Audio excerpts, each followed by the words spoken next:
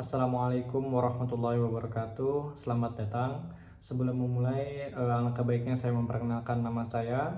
Nama saya Hafiz Ibrahim dari kelas 10-7. Pada kesempatan kali ini saya akan menjelaskan tentang lembaga jasa keuangan. Apa itu OJK? Otoritas Jasa Keuangan atau OJK adalah lembaga negara yang dibentuk berdasarkan UU Nomor 21 Tahun 2011 yang independen dan bebas dari campur tangan pihak lain, yang mempunyai fungsi, tugas, dan wewenang pengaturan, pengawasan, pemeriksaan, dan penyelidikan terhadap keseluruhan kegiatan di sektor jasa keuangan. Pimpinan tertinggi OJK adalah Dewan Komisioner yang bersifat kolektif dan kolegial. Anggota Dewan Komisioner yang bertugas memimpin pelaksanaan pengawasan kegiatan jasa keuangan dan melaporkan pelaksanaan tugasnya kepada Dewan Komisioner adalah Kepala Eksekutif. Kemudian ada tujuan OJK. Ada beberapa tujuan dibentuknya otoritas jasa keuangan. Tujuan-tujuan tersebut adalah sebagai berikut. A. Agar keseluruhan kegiatan di sektor jasa keuangan terselenggara secara teratur, adil, transparan, dan akuntabel. Kemudian yang kedua adalah agar keseluruhan kegiatan di sektor jasa keuangan mampu mewujudkan sistem keuangan yang tumbuh secara berkelanjutan dan stabil. Kemudian yang terakhir adalah keseluruhan kegiatan di sektor jasa keuangan mampu melindungi kepentingan konsumen dan masyarakat. Kemudian ada prinsip-prinsip otoritas jasa keuangan atau OJK. Yang pertama adalah independensi dan akuntabilitas, kemudian ada pertanggungjawaban, transparansi, dan kewajaran. Fungsi otoritas jasa keuangan berfungsi menyelenggarakan sistem pengaturan dan pengawasan yang terintegrasi terhadap keseluruhan kegiatan di sektor jasa keuangan. Tugasnya yang pertama adalah mengatur dan mengawasi kegiatan jasa keuangan di sektor perbankan. B. Mengatur dan mengawasi kegiatan jasa keuangan di sektor pasar modal. Kemudian yang terakhir adalah mengatur dan mengawasi kegiatan jasa keuangan di sektor jasa keuangan lainnya, seperti perasuransian, dana pensiun, lembaga pembiayaan, dan lembaga-lembaga yang lain. Kemudian ada wewenang. Untuk melaksanakan tugas pengaturan dan pengawasan di sektor perbankan, otoritas jasa keuangan mempunyai wewenang sebagai berikut. A. Pengaturan dan pengawasan mengenai kelembagaan bank yang meliputi hal-hal berikut. Yang pertama adalah perizinan untuk pendirian bank, pembukaan kantor bank, anggaran dasar, rencana kerja kepemilikan, kepengurusan dan sumber daya manusia, merger, konsolidasi dan akuisisi bank, serta pencabutan izin usaha bank. Kemudian yang kedua ada kegiatan usaha bank, antara lain sumber dana, penyediaan dana, produk hibridasi, dan aktivitas di bidang jasa. Kemudian B. Pengaturan dan pengawasan mengenai kesehatan bank meliputi hal-hal berikut. Yang pertama adalah likuiditas, rentabilitas, solvabilitas, kualitas aset, rasio kecukupan modal minimum, dan batas maksimum pemberian kredit, dan yang terakhir adalah rasio. Kemudian yang kedua ada pinjaman terhadap simpanan dan pencadangan bank. Yang ketiga ada laporan bank yang terkait dengan kesehatan dan kinerja bank, sistem informasi debitor. Yang keempat adalah pengujian kredit atau credit testing. Yang kelima adalah standar akuntansi. Kemudian ada pengaturan dan pengawasan mengenai aspek kehati-hatian bank, meliputi hal-hal berikut. Yang pertama adalah manajemen risiko. Yang kedua ada tata kelola bank. Kemudian yang ketiga ada prinsip mengenai nasabah dan anti pencucian uang.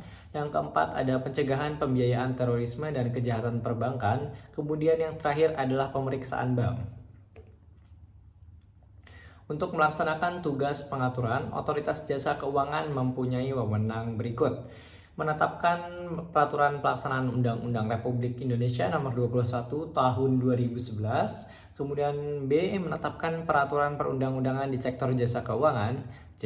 Menetapkan peraturan dan keputusan otoritas jasa keuangan. E. Menetapkan peraturan mengenai pengawasan di sektor jasa keuangan. Menetapkan peraturan mengenai tata cara pengenaan sanksi sesuai dengan ketentuan peraturan perundang-undangan di sektor jasa keuangan. Kemudian menetapkan kebijakan mengenai pelaksanaan tugas otoritas jasa keuangan.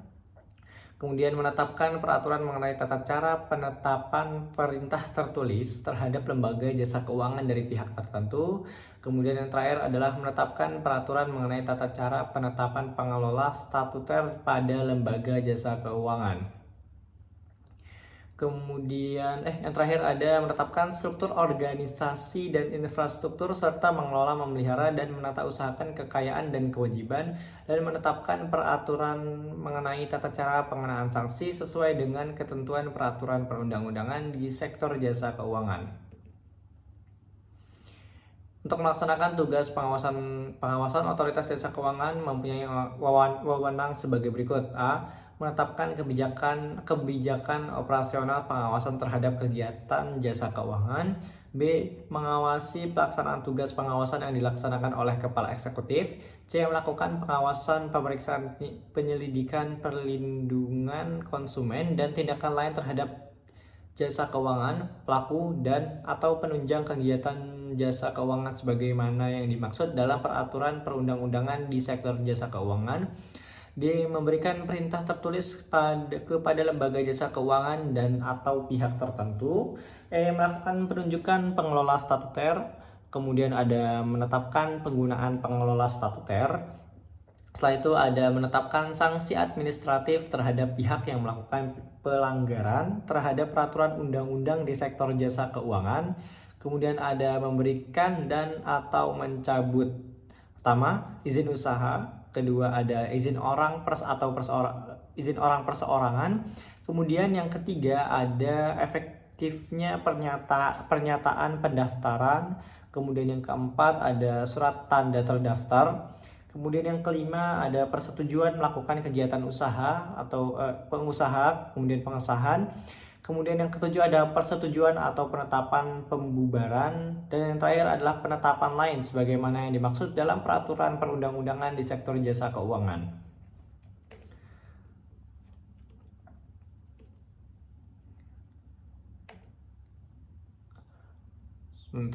Jasa keuangan. Otoritas jasa keuangan dipimpin oleh Dewan Komisioner yang bersifat kolektif dan kolegial. Dewan Komisioner ini beranggotakan 9 orang dan anggotanya ditetapkan dengan keputusan Presiden. Adapun susunan anggotanya sebagai berikut. Yang pertama, seorang ketua merangkap anggota, kemudian seorang wakil ketua sebagai ketua komite etik merangkap anggota, kemudian seorang kepala eksekutif pengawas perbankan merangkap anggota, kemudian seorang kepala eksekutif pengawas pasar modal merangkap anggota. Kemudian seorang kepala eksekutif pengawas perasuransian, dana pensiun, lembaga pembiayaan, dan lembaga jasa keuangan lainnya merangkap anggota. Kemudian seorang ketua dewan audit merangkap anggota. Kemudian seorang anggota yang membidangi edukasi dan perlindungan konsumen. Kemudian seorang anggota ex officio dari Bank Indonesia yang merupakan anggota Dewan Gubernur Bank Indonesia. Dan yang terakhir adalah seorang anggota ex officio dari Kementerian Keuangan yang merupakan pejabat setingkat eselon 1 Kementerian Keuangan. Pelayanan otoritas jasa keuangan terhadap konsumen dan masyarakat. Untuk perlindungan konsumen dan masyarakat, otoritas jasa keuangan berwenang melakukan tindakan pencegahan kerugian konsumen dan masyarakat yang meliputi hal-hal berikut. Yang pertama adalah memberikan informasi dan edukasi kepada masyarakat atas karakteristik sektor jasa keuangan, layanan dan produknya. Kemudian meminta lembaga jasa keuangan untuk menghentikan kegiatannya. Kegiatannya apabila kegiatan tersebut berpotensi merugikan masyarakat. Kemudian C, tindakan lain yang dianggap perlu sesuai dengan ketentuan peraturan perundang-undangan di sektor jasa keuangan. Selain itu, otoritas jasa keuangan juga melakukan pelayanan pengaduan konsumen yang meliputi hal-hal berikut. Yang pertama A, menyiapkan perangkat yang memadai untuk pelayanan pengaduan konsumen yang dirugikan oleh pelaku di lembaga jasa keuangan. B, membuat mekanisme pengaduan konsumen yang dirugikan oleh pelaku di lembaga jasa keuangan dan memfasilitasi penyelesaian pengaduan konsumen yang dirugikan oleh pelaku di lembaga jasa keuangan sesuai dengan peraturan perundang-undangan di sektor jasa keuangan. Kemudian ada hubungan kelembagaan. Ketika Bank Indonesia dalam melaksanakan fungsi, tugas dan wewenangnya memerlukan pemeriksaan khusus terhadap bank tertentu. Bank Indonesia dapat melakukan pemeriksaan langsung terhadap bank tersebut dengan menyampaikan pemberitahuan secara tertulis terlebih dahulu kepada OJK. Dalam melakukan kegiatan pemeriksaan itu, Bank Indonesia tidak dapat memberikan penilaian terhadap tingkat kesehatan bank. Bank Indonesia memberikan laporan hasil pemeriksaan bank kepada OJK paling lama 1 bulan sejak diterbitkannya laporan hasil pemeriksaan OJK. Kemudian OJK menginformasikan kepada lembaga penjamin simpanan mengenai bank bermasalah yang sedang dalam upaya penyihatan oleh OJK. Ketika OJK mengindikasikan bank tertentu mengalami kesulitan likuiditas dan atau kondisi kesehatan keuangannya semakin memburuk, OJK segera menginformasikan ke Bank Indonesia untuk melakukan langkah-langkah sesuai dengan kewenangan Bank Indonesia. Lembaga penjamin simpanan dapat melakukan pemeriksaan terhadap bank yang terkait dengan fungsi, tugas, dan wewenangnya serta berkoordinasi terlebih dahulu dengan OJK. OJK, Bank Indonesia, dan lembaga penjamin simpanan wajib membangun serta memelihara sarana pertukaran informasi secara terintegrasi. Hubungan kelembagaan selanjutnya adalah dalam melaksanakan tugasnya OJK berkoordinasi dengan Bank Indonesia dalam membuat peraturan pengawasan di bidang perbankan. Antara lain yaitu yang pertama adalah kewajiban pemenuhan modal minimum bank, B. Sistem informasi perbankan yang terpadu, C. Kebijakan penerima dana dari luar negeri, penerima dana valuta asing, dan pinjaman komersial luar negeri, D. Produk perbankan, transaksi derivatif, kegiatan usaha bank lainnya, penentuan institusi bank yang masuk kategori systemically important, dan yang terakhir adalah data lain yang dikecualikan dari ketentuan tentang kerahasiaan informasi. Nah, di sini adalah lembaga-lembaga yang diawasi oleh OJK. Yang pertama itu adalah Bank Indonesia, kemudian ada IKNB atau Industri Keuangan Non-Bank, kemudian ada Kementerian Perdagangan, yang terakhir adalah Kementerian Koperasi dan UKM atau Usaha Kecil dan Menengah. Kemudian di sini ada jenis-jenis bank yang diawasi oleh OJK. Yang pertama itu ada jenis bank umum atau bank umum konvensional. Kemudian ada bank umum syariah dan UUS. Kemudian ada bank perkreditan rakyat. Dan yang terakhir adalah bank pembiayaan rakyat syariah. Pelayanan otoritas jasa keuangan terhadap konsumen dan masyarakat. Untuk perlindungan konsumen dan masyarakat, otoritas jasa keuangan berwenang melakukan pembelaan hukum yang meliputi hal-hal berikut. A. Memerintahkan atau melakukan tindakan tertentu kepada lembaga jasa keuangan untuk menyelesaikan pengaduan konsumen yang dirugikan. Lembaga jasa keuangan yang dimaksud adalah dirugikan lembaga jasa keuangan yang dimaksud. B. Mengajukan gugatan. Gugatan ini ada dua. Yang pertama yaitu untuk memperoleh kembali harta kekayaan milik pihak yang dirugikan dari pihak yang menyebabkan kerugian, baik yang berada di bawah penguasaan pihak yang menyebabkan kerugian dimaksud maupun di bawah penguasaan pihak lain dengan iktikat tidak baik, dan atau untuk memperoleh ganti rugi dari pihak lain yang menyebabkan kerugian pada konsumen dan atau lembaga jasa keuangan sebagai akibat dari pelanggaran atas peraturan perundang-undangan di sektor jasa keuangan. Kemudian Forum Koordinasi Stabilitas Sistem Keuangan. Untuk menjaga stabilitas sistem keuangan, dibentuk Forum Koordinasi Stabilitas Sistem Keuangan dengan anggota terdiri atas A. Menteri Keuangan selaku anggota merangkap koordinator, B. Gubernur Bank Indonesia selaku anggota, kemudian C. Ketua Dewan Komisioner OJK selaku anggota, dan yang terakhir adalah Ketua Dewan Komisioner Lembaga Penjamin Simpanan selaku anggota. Kemudian ada pengertian bank. Apa itu bank? Bank berasal dari bahasa Italia. Kata bank berasal dari bahasa Italia, yaitu banco. Banco pada masa lalu berarti bangku atau meja. Dalam sejarah bank, pertama kalinya digunakan sebagai tempat menukar uang. Oleh karena itu, bank pertama kalinya adalah tempat penukaran uang pada tahapan berikutnya.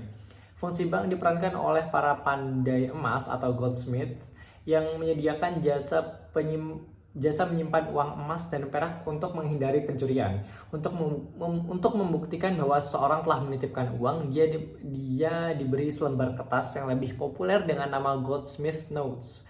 Goldsmith Notes dapat disamakan dengan uang giral dewasa ini. Dengan lembar kertas itu, transaksi jual beli emas bisa dilakukan dengan mudah oleh goldsmith dan penyimpan uang. Dalam Undang-Undang Perbankan Nomor 7 Tahun 1992 dan Undang-Undang Perbankan Nomor 10 Tahun 1998 tentang perubahan atas Undang-Undang Nomor 7 Tahun 1992 tentang perbankan dijelaskan bahwa bank adalah badan usaha yang menghimpun dana dari masyarakat dalam bentuk simpanan dan menyalurkan kepada masyarakat dalam rangka meningkatkan taraf hidup rakyat banyak. Kemudian ada fungsi bank. Berdasarkan pasal 33 nomor 7 tahun 1992 JOUU nomor 10 tahun 1998 tentang perbankan. Fungsi utama perbankan Indonesia adalah sebagai penghimpun dan penyalur dana masyarakat. Selain itu, bank juga berfungsi sebagai pelayan. Satu, penghimpun dana dari masyarakat. Bank berfungsi penghimpun dana dari masyarakat karena bank dipercaya oleh masyarakat sebagai tempat yang aman untuk menyimpan dana. Masyarakat yang memiliki kelebihan dana menggunakan instrumen perbankan untuk menyimpan dananya tersebut di bank dalam bentuk simpanan. Masalah keamanan uang nasabah di bank merupakan faktor penting dan hal yang paling sensitif dalam dunia perbankan. Selain itu, untuk rasa aman, tujuan lainnya adalah sebagai tempat untuk melakukan investasi. Dengan menyimpan uang di bank, masyarakat juga akan memperoleh keuntungan atas simpanannya. Kemudian yang kedua ada penyalur dana ke masyarakat. Penyalur dana merupakan kegiatan bank yang terpenting. Sebagian besar penyaluran dana kepada masyarakat terdiri dalam bentuk kredit untuk bank konvensional dan dalam bentuk pembiayaan untuk bank syariah. Dengan penyaluran dana, bank akan memperoleh pendapatan, baik dalam bentuk bunga untuk bank konvensional maupun dalam bentuk bagi hasil atau lainnya untuk bank syariah. Pendapatan dari kegiatan ini merupakan pendapatan yang terbesar hampir di setiap bank. Kemudian yang ketiga ada pelayan masyarakat. Dalam rangka memenuhi kebutuhan masyarakat, bank juga dapat memberikan beberapa fungsi pelayanan jasa kepada nasabah.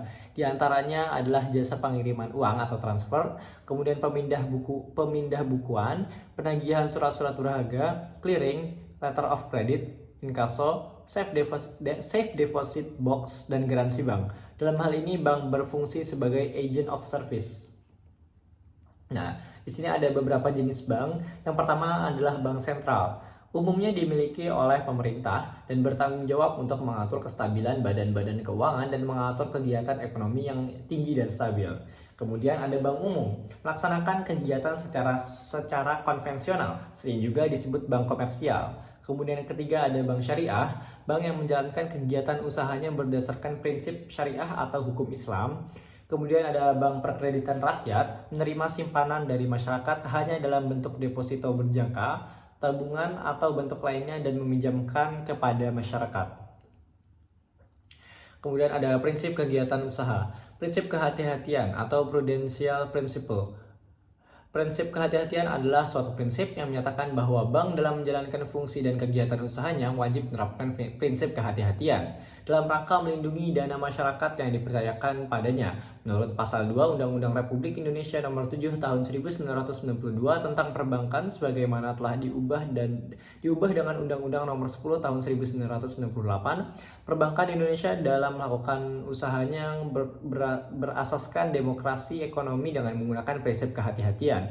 Prinsip kehati-hatian diberlakukan agar bank selalu dalam keadaan sehat dan kadar kepercayaan masyarakat terhadap bank tetap tinggi. Kemudian yang kedua ada prinsip kepercayaan atau fiduciary principle. Prinsip kepercayaan adalah suatu prinsip yang menyatakan bahwa usaha bank dilandasi oleh hubungan kepercayaan antara bank dan nasabahnya, baik itu nasabahnya yang menyimpan dana di bank tersebut maupun nasabah debitor. Kemudian ada tiga, yaitu prinsip kerahasiaan atau confidential principle. Prinsip kerahasiaan adalah prinsip yang mengharuskan atau mewajibkan bank merahasiakan segala sesuatu yang berhubungan dengan keuangan dan lain-lain dari nasabah bank yang menurut kelaziman dunia perbankan wajib dirahasiakan.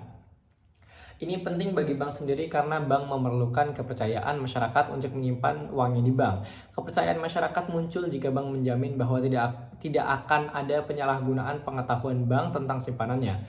Prinsip mengenal nasabah adalah prinsip yang diterapkan oleh bank untuk mengenal dan mengetahui identitas nasabah, memantau kegiatan transaksi nasabah, dan melaporkan setiap transaksi yang mencurigakan. Tujuan yang hendak dicapai dalam penerapan prinsip mengenal nasabah adalah meningkatkan peran lembaga keuangan dengan berbagai kebijakan dalam menunjang praktik lembaga keuangan, menghindari berbagai kemungkinan lembaga keuangan dijadikan ajang tindak kejahatan dan aktivitas ilegal yang dilakukan nasabah, dan melindungi nama baik dan reputasi lembaga keuangan. Kemudian ada produk-produk perbankan, di antaranya ada kredit pasif.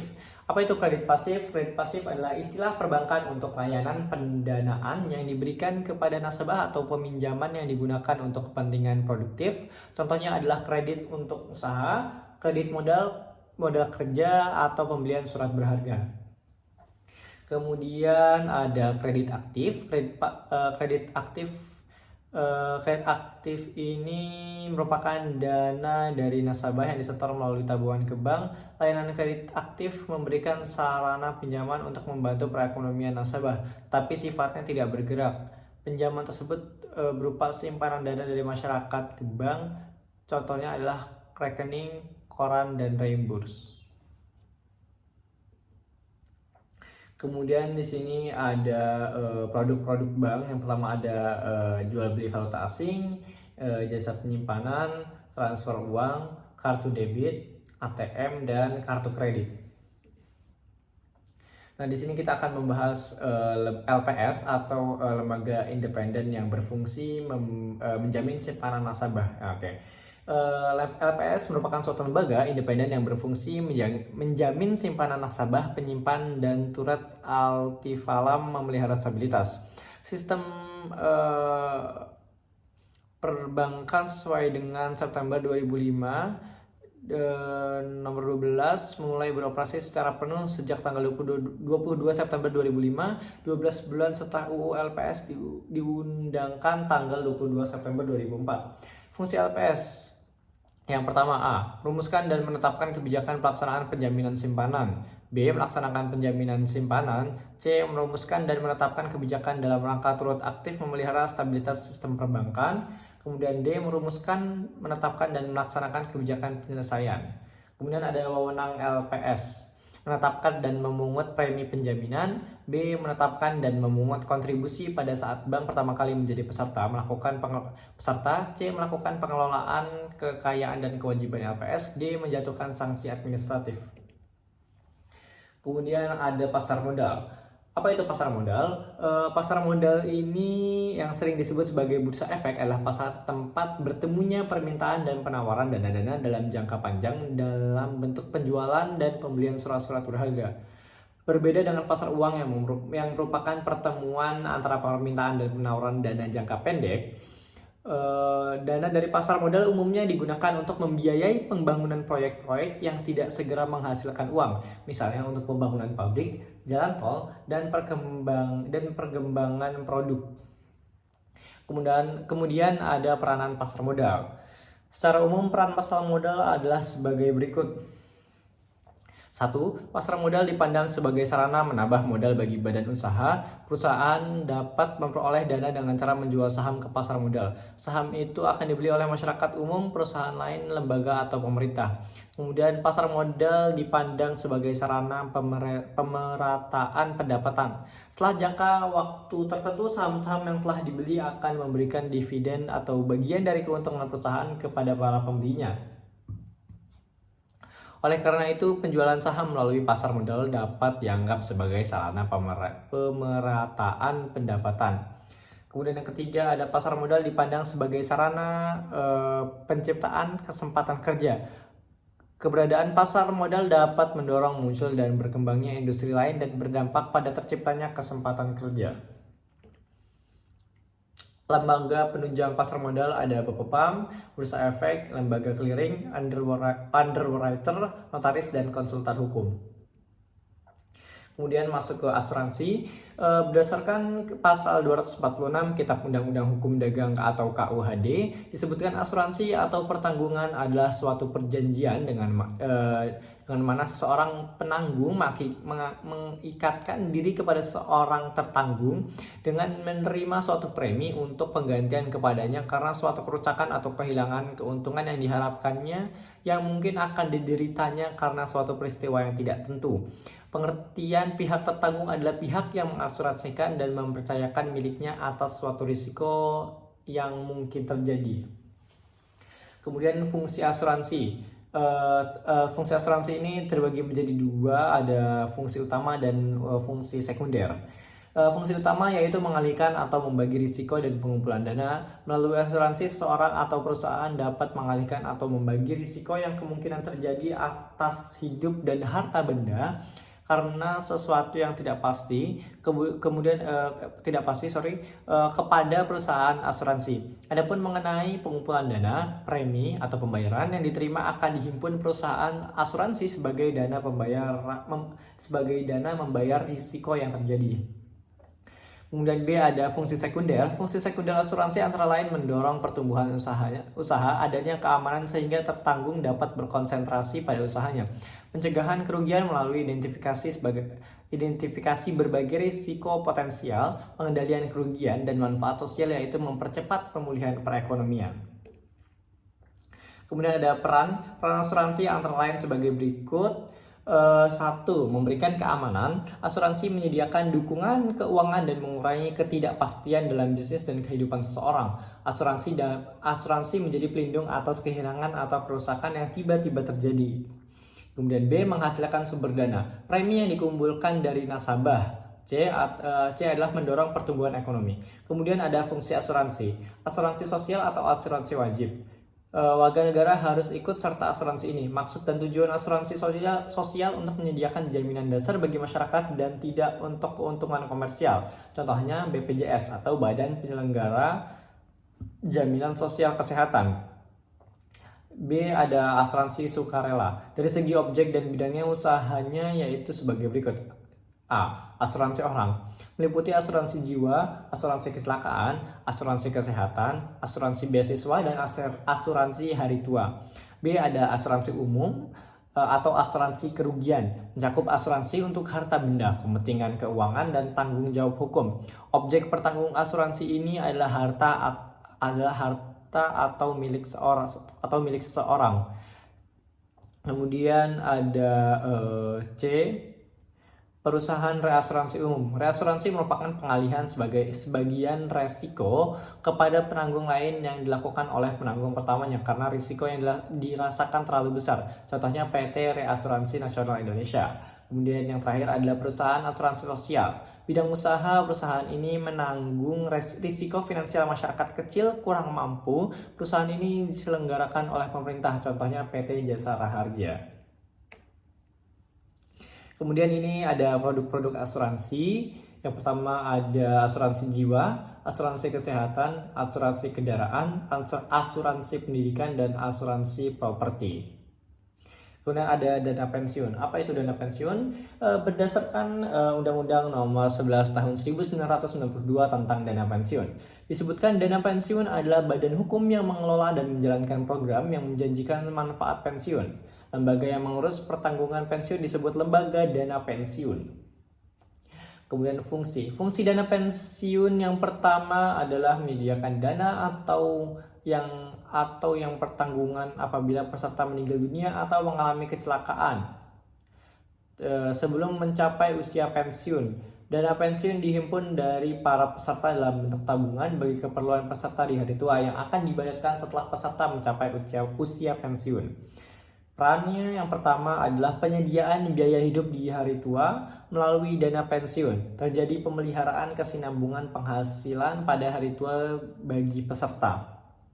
B. Sarana peningkatan ekonomi. Lembaga yang menyerap dana pensiun dapat menyimpan dana tersebut dalam bentuk tabungan atau investasi di bidang lain. Investasi dalam bentuk pembelian obligasi saham maupun surat berharga dapat digunakan perusahaan dan negara untuk mengembangkan perekonomian.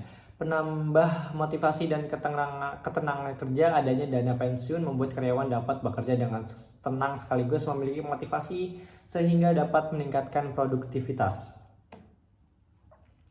Jenis dana pensiun. Berdasarkan Undang-Undang Nomor 11 Tahun 1992, jenis dana pensiun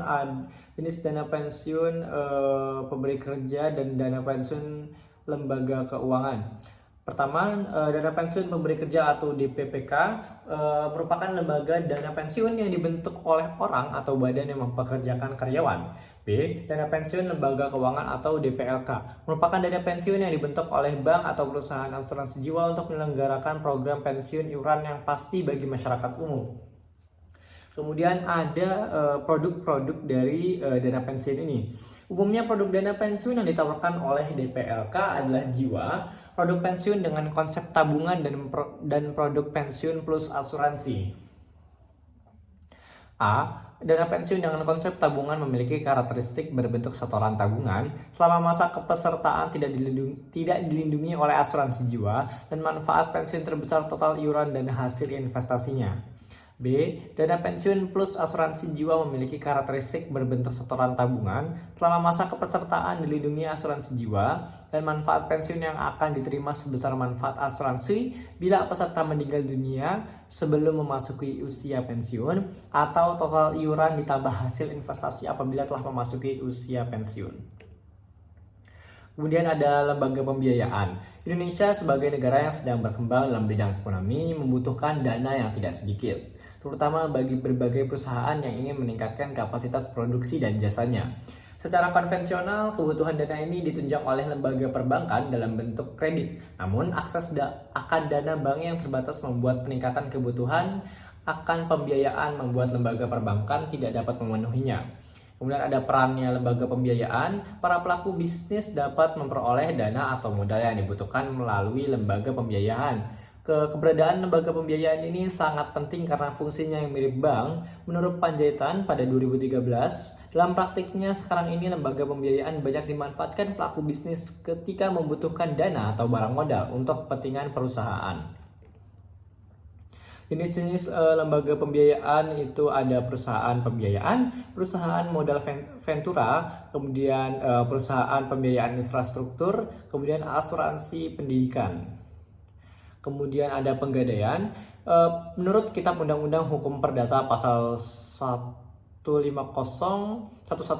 gadai adalah hak yang diperoleh seorang yang mempunyai piutang atas suatu barang bergerak. Barang bergerak tersebut diserahkan kepada orang yang berpiutang oleh seorang yang mempunyai utang atau oleh orang lain atas nama orang yang mempunyai utang. Seorang yang berutang tersebut memberikan kekuasaan kepada orang berpiutang untuk menggunakan barang bergerak yang telah diserahkan untuk melunasi utang apabila pihak yang berutang tidak dapat memenuhi kewajibannya pada saat jatuh tempo. Kemudian fungsi dari pegadaian. Pedoman operasional pegadaian pada tahun 1999 menyebutkan tugas pokok perum pegadaian adalah menyalurkan uang pinjaman atas dasar hukum gadai dan usaha-usaha lain yang berhubungan dengan tujuan perusahaan atas persetujuan Menteri Keuangan untuk menyelenggarakan tugas-tugas pokok tersebut. Pegadaian mempunyai fungsi berikut. Pertama, pengelola penyaluran uang pinjaman atas dasar hukum gadai dengan cara cepat, mudah, dan aman. Kemudian B, menciptakan dan mengembangkan usaha-usaha lain yang menguntungkan bagi masyarakat ataupun perusahaan. C, mengelola keuangan, perlengkapan kepegawaian, dan diklat. Kemudian D, mengelola organisasi, tata kerja, dan tata laksana. E, melakukan penelitian dan perkembangan. Kemudian F, mengawasi pengelola perusahaan. Kemudian ada peran pegadaian. Kontribusi pegadaian terlihat dari layanan keuangan jasa pembiayaan, di mana pegadaian menyediakan pola pembiayaan melalui sistem gadai. Pola pembiayaan ini membantu masyarakat dalam memenuhi kebutuhan dana tunai secara cepat, mudah, dengan administrasi sederhana.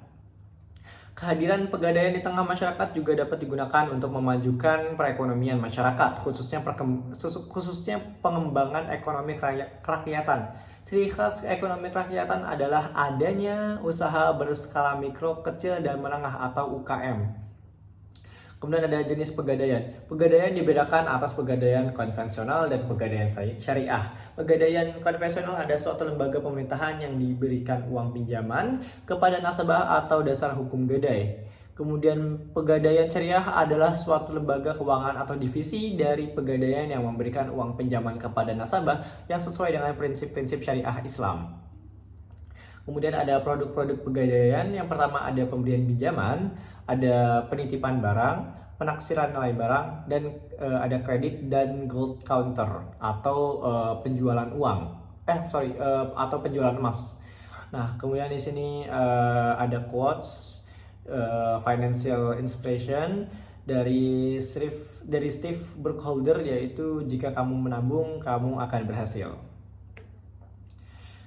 Sekian saja, mohon maaf jika ada salah kata dan ada banyak kekurangan, mohon dimaklumi. Akan saya tutup. Assalamualaikum warahmatullahi wabarakatuh.